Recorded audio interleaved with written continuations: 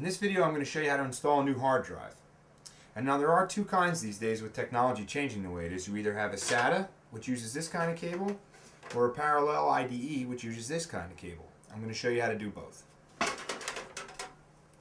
Now both drives appear the same. They're both 3.5 inches, and they both look about the same. So how do you tell the difference?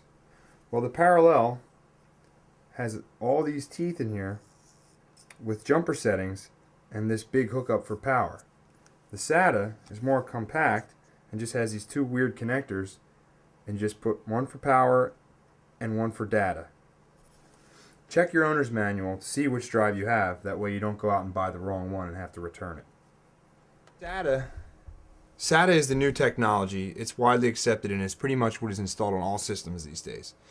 It has a smaller cable, which is easier to work with, and it's faster.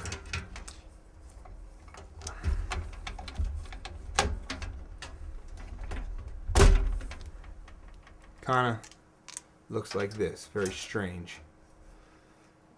Little easy cable to deal with though. You find the hole. This computer has 4 of them right here.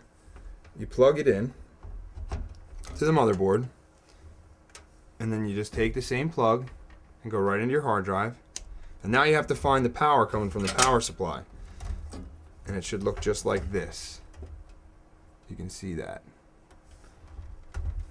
And it goes right in the back. And voila, your cables are hooked up.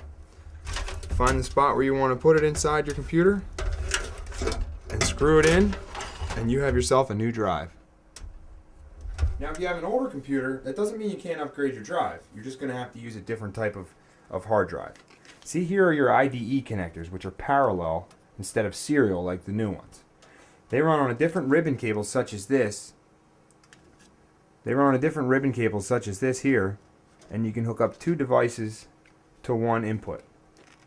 Make sure you check your drive for jumper settings, because if you have a master or a slave, it has to be wired right or it will not be recognized. In this case, we only have one drive in the slot, so we just plug it into your drive. Make sure there are no jumpers in, because it's your only drive, so it's a master, so you don't want any jumpers. Power it up with the power supply. Find a slot for it. Slide it on in. Screw it in, and turn your computer on, and voila, you have a new hard drive.